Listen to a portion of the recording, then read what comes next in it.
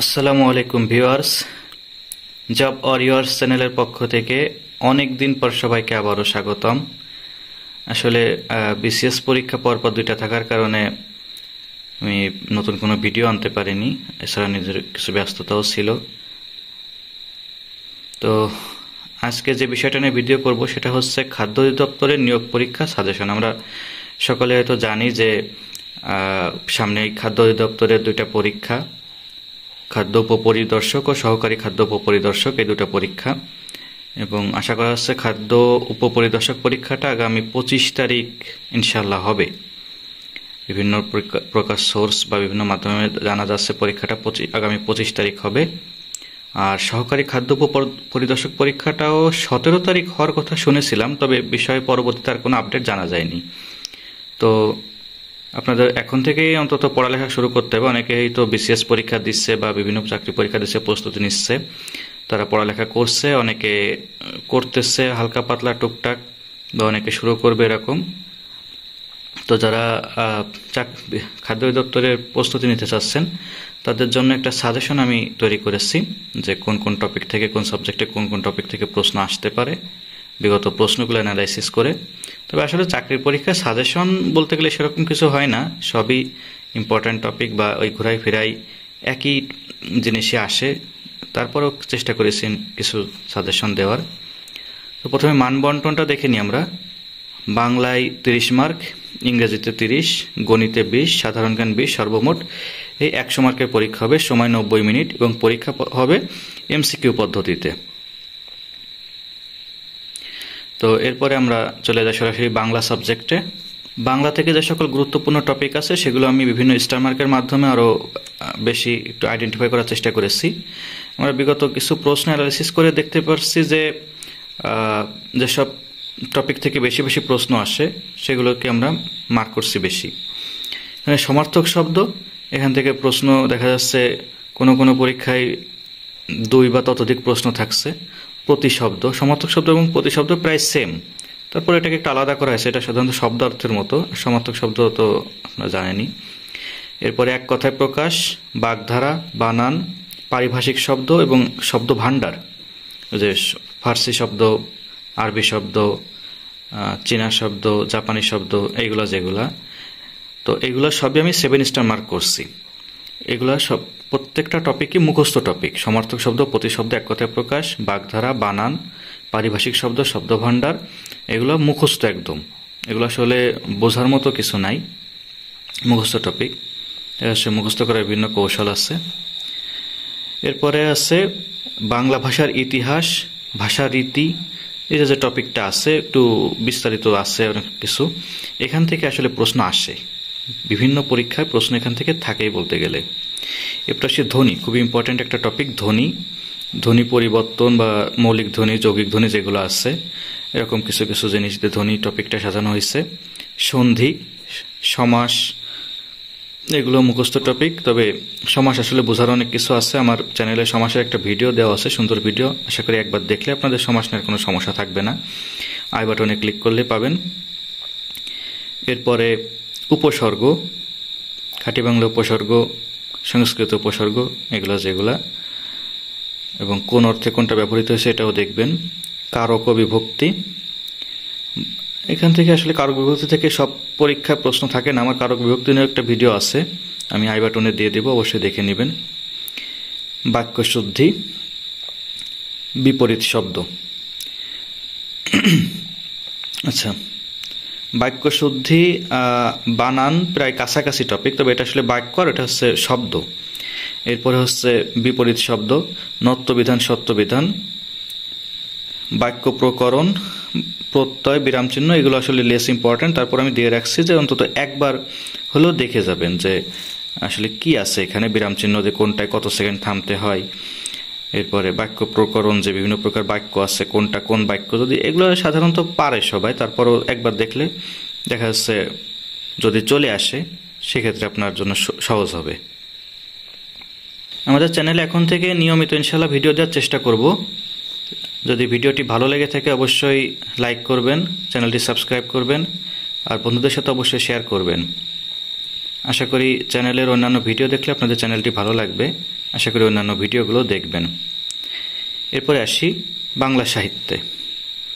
বাংলা সাহিত্যে প্রাচীন যুগ থেকে একটা দুইটা প্রশ্ন আসবে ইনশাল্লাহ, মধ্যযুগ থেকেও একটা দুইটা প্রশ্ন থাকবে, অর্থাৎ প্রাচীন যুগ এবং মধ্যযুগ থেকে 2 থেকে 3টা প্রশ্ন আপনারা ইনশাল্লাহ পাবেন। এরপরে পত্রিকা, ছদ্মনাম এবং যা কিছু প্রথম, অর্থাৎ প্রথম উপন্যাস কোনটি, প্রথম সার্থক উপন্যাস কোনটি, প্রথম পত্রকাব্য বা প্রথম কাব্যগ্রন্থ, এইগুলো যেগুলো আছে, প্রথম নাটক, এইগুলো একটু দেখে রাখবেন। সাধারণত এই পরীক্ষাগুলোতে এইগুলো থাকে। এছাড়া মুক্তিযুদ্ধ, ভাষা আন্দোলন ভিত্তিক যে সাহিত্যগুলো আছে এগুলো দেখবেন খুব ভালো করে। আর হচ্ছে সুপরিচিত যে কবি সাহিত্যিক, কাজী নজরুল ইসলাম, রবীন্দ্রনাথ ঠাকুর, জসীমউদ্দিন, মাইকেল মধুসূদন দত্ত, ঈশ্বরচন্দ্র বিদ্যাসাগর, প্রমোদ চৌধুরী, এরকম অতি পরিচিত যেগুলো আমরা সাধারণত যাদের নিয়ে পড়ালেখা করছি স্কুল লাইফ, কলেজ লাইফে, সেই সকল কবি সাহিত্যিকদের যে সাহিত্যকর্মগুলো আছে সেগুলো একটু দেখবেন। এরপরে আসি ইংরেজি। ইংরেজির ক্ষেত্রেও আমি প্রথমে কিছু মুখস্থ আইটেম দিচ্ছি। স্পেলিং, ইডিয়ম অ্যান্ড ফ্রেজ, এগুলো থেকে দেখছি হিউজ প্রশ্ন। স্পেলিং থেকে প্রশ্ন আসে না এমন কোনো পরীক্ষা বোধহয় নাই। স্পেলিং থেকে প্রশ্ন আসবেই। আপনি যদি স্পেলিংটা ভালো করে করতে পারেন, আপনি প্রতি পরীক্ষায় 1 থেকে 3-4 মার্ক পর্যন্ত আপনি কমন পাবেন। মানে একটা তো কমন থাকেই, এছাড়া দেখা যাচ্ছে যে 3টা-4টাও থাকতে পারে। ইডিয়ম অ্যান্ড ফ্রেজ, এরপরে sentence correction, pin point error বা সেন্টেন্স কারেকশন, এটা থেকে প্রশ্ন থাকে। অ্যানালজি থেকে আমি দেখলাম খাদ্য দপ্তরে কিছু পরীক্ষায় প্রশ্ন দিচ্ছে। আসলে এটা সাধারণত সব পরীক্ষায় দেয় না, সাধারণত ব্যাংকে দেয়, তারপরেও এখানে দিচ্ছে। এছাড়া আরেকটা আছে অনার্স সাবস্টিটিউশন, এটাও আসলে সব পরীক্ষায় দেয় না, ব্যাংকের পরীক্ষা বা অন্যান্য আইবিএ টাইপের যে প্রশ্নগুলো হয় সেগুলোতে দেয়। তবে খাদ্য অধিদপ্তরের পরীক্ষায় আমি দেখছি যে এখান থেকে প্রশ্ন আসছে। সিনোনিম অ্যান্টোনিম, আসলে সিনোনিম অ্যান্টোনিম ছাড়া ইংরেজি প্রশ্ন হয় না, এটা অসম্ভব, এক কথায় অসম্ভব। 99% পরীক্ষায় সিনোনিম অ্যান্টোনিম থাকবে এবং আমরা এগুলো ভুল করবই, দাগাইলেই ভুল যাই ম্যাক্সিমাম ক্ষেত্রে। আসলে এটা হিউজ একটা টপিক, যেটা আসলে পড়ে শেষ করা যায় না, শেষ করতে পারলেও মনে থাকে না। এজন্য এখান থেকে আসলে প্রশ্ন কমন পাওয়া টাফ। চেষ্টা করবেন যদি একান্ত পড়তেই হয় শুধু বিগতগুলো পড়তে।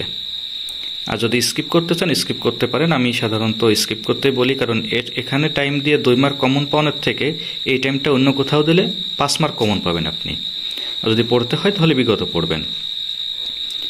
এরপরে নাম্বার, জেন্ডার, সহজ 2টা টপিক, এখান থেকে ভুল না করার চেষ্টা করবেন। প্রিপোজিশনও একটা হিউজ টপিক, অ্যাপ্রোপ্রিয়েট প্রিপোজিশন দিয়ে অনেক বড়, এখানে চেষ্টা করবেন বিগত প্রশ্নগুলো পড়ার। ট্রান্সফরমেশনেও অনেক কিছু আছে, degree, voice, simple complex compound, এরপরে নেগেটিভ অ্যাফার্মেটিভ, এরকম দিয়ে অনেক কিছুই আছে। তবে ভয়েস, সিম্পল কমপ্লেক্স কম্পাউন্ড, এই 2টা টপিক একটু ভালো করে চেষ্টা করবেন দেখার, এই 2টা টপিক থেকে বেশি আসে। রাইট ফর্ম আর ভার্ব, এখান থেকে আসলে ভয়েসটা এখানে লিখতে গিয়ে আমার এখানে লেখা হয়ে গেছে। রাইট ফর্ম আর ভার্ব থেকেও প্রশ্ন আসে, এটা তো খুবই কমন একটা টপিক সারা জীবনের জন্য। ন্যারেশন থেকে সাধারণত সেরকম একটা প্রশ্ন আসে না, তারপরও দেখছি আমি খাদ্যের পরীক্ষায় ন্যারেশন থেকে প্রশ্ন দিতে, জন্য আমি এটা আইডেন্টিফাই করে রাখছি। এছাড়া পার্টস অফ স্পিচ, বিভিন্ন প্রকার পার্টস অফ স্পিচ, অর্থাৎ নাউন কোনটি, প্রোনাউন কোনটি, অ্যাডভার্ব কোনটি, এরকম যদি আসে সাধারণত অনেক পরীক্ষায়, তবে লেস ইম্পর্টেন্ট হিসেবে আমি রাখছি। ট্রান্সলেশন, এখান থেকে আসলে যে অনুবাদটা ইংলিশ টু বাংলা এবং বাংলা টু ইংলিশ, এখান থেকে কিন্তু ফুডের পরীক্ষায় প্রশ্ন আসছে, আমি দেখছি এখান থেকে প্রশ্ন আসছে। চেষ্টা করবেন এটা একটু বিগত প্রশ্নগুলো দেখার, এবং সবগুলোই আমি বারবার বলতেছি সবগুলোর বিগত প্রশ্ন দেখবেন, তাহলে আপনার কমন পাওয়ার পসিবিলিটি অনেক বেশি থাকবে। বিগতগুলো দেখবেন বেশি। লিটারেচার থেকে লিটারি টার্মগুলো দেখবেন। লিটারেচার থেকে সাধারণত খুব প্রশ্ন দেয় না, ইংরেজি লিটারেচার থেকে 1-2 মার্ক থাকে। লিটারি টার্মগুলো দেখতে পারেন। আর শেক্সপিয়ার, উইলিয়াম ওয়ার্ডসওয়ার্থ, এই 2জন বা আরও 2-1জনের সাথে দেখতে পারেন। এরপরে গণিতে আসলে সাজেশন দেওয়ার মতো কিছু নাই। তারপরও শতকরা, লাভ ক্ষতি, সুদ কষা বা মুনাফা, ভগ্নাংশ, সাথে একটা আছে অনুপাত, ভগ্নাংশের সাথে অনুপাতটাও দেখতে পারেন। আর বীজগণিতের মান নির্ণয় আসলে বীজগণিতে থাকবেই, এটা একদম কমন। বীজগণিতে মান নির্ণয় বা দিলেক্স থাকে না। আর এছাড়াও এমন কিছু প্রশ্ন থাকে যেগুলো আসলে একদম নিজের ব্রেন থেকে উত্তর করা যায়। দেখা যাচ্ছে এমন হইতে পারে যে এই সংখ্যা থেকে 2 যোগ করলে ওই সংখ্যা থেকে 2 বিয়োগ করলে কত হয়, এরকম কিছু কিছু প্রশ্ন থাকে না, এরকম এগুলো আপনি চাইলে একদম নিজের ব্রেন থেকে একটু বুদ্ধি খাটালে উত্তর করতে পারবেন। সব যে আপনার কমন আসবে পরীক্ষার হলে, আপনার কমন সেন্সটা কাজ না করলে সব প্রশ্ন কমন পাবেন না, সব প্রশ্ন কমন আসবে না। তখন আপনার কমন সেন্স কাজে লাগাইতে হবে। কমন সেন্স কাজে লাগাইলে আপনি দেখা যাচ্ছে 8-10টা প্রশ্ন কমন সেন্স থেকে উত্তর করতে পারবেন। এজন্য কমন সেন্সটাকে খুব বিল্ড আপ করতে হবে। তো এরপরে সাধারণ জ্ঞান।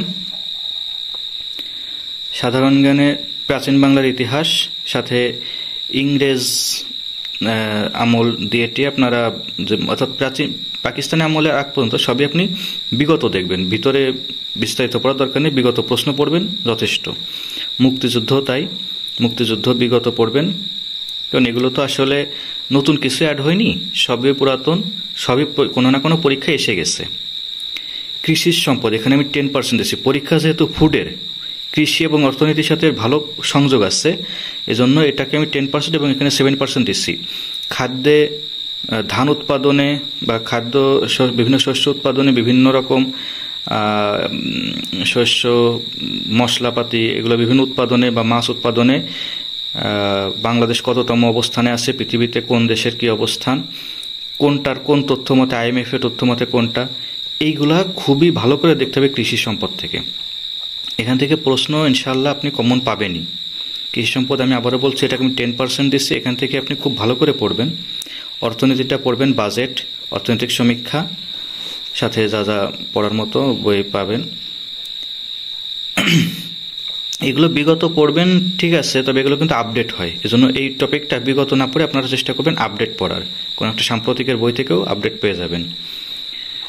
আচ্ছা, এরপরে জুলাই গণ অভ্যুত্থান, doctor Mohammad Yunus, Nobel prize 2025, এগুলো পড়তে হবে আপনার জন্য, ভেরি ভেরি ইম্পর্টেন্ট। সাথে সাম্প্রতিক যে অন্যান্য আরও তথ্যগুলো আছে সেগুলো পড়বেন, বিভিন্ন সম্মেলন, তারপরে জাতিসংঘে যে এটা গেল, সম্মেলনটা গেল, সব কিছু দিয়ে এগুলো পড়বেন। আন্তর্জাতিকও আসলে হিউজ একটা পড়া, আন্তর্জাতিক এসব পরীক্ষায় দেখা যাচ্ছে আন্তর্জাতিকের জন্য খুব বেশি মার্ক বরাদ্দ থাকে না, তবে আন্তর্জাতিক সাম্প্রতিক টপিকটা পড়বেন, সাম্প্রতিকে কি কি হয়েছে। এক্ষেত্রে আপনারা আলাল সাম্প্রতিক আওয়ার বইটা যদি কারেক্ট করতে পারেন খুব ভালো হয়। এখান থেকে আপনারা সাম্প্রতিকগুলো পড়েন। সাধারণ জ্ঞান দেখা যাচ্ছে ওই সাম্প্রতিক রিলেটেড বা যেভাবে বলছি এইভাবে প্রশ্নগুলো আসবে ইনশাল্লাহ, আপনারা এখান থেকে কমন পাবেন। বাকিটা আল্লাহ ভরসা, পড়ালেখা করুন আর আমাদের চ্যানেলের সঙ্গেই থাকুন। যে কোনো তথ্য, যে কোনো আপডেট সবার আগে পাবেন আমাদের চ্যানেলে। নতুন যে কোনো সাজেশন দরকার হলে অবশ্যই কমেন্ট করবেন। যে কোনো টপিকের উপর যদি ভিডিও দরকার হয় কমেন্ট করবেন, ইনশাআল্লাহ আমি ভিডিও দেওয়ার চেষ্টা করব। আজ এ পর্যন্তই। আসসালামু আলাইকুম, ধন্যবাদ সবাইকে।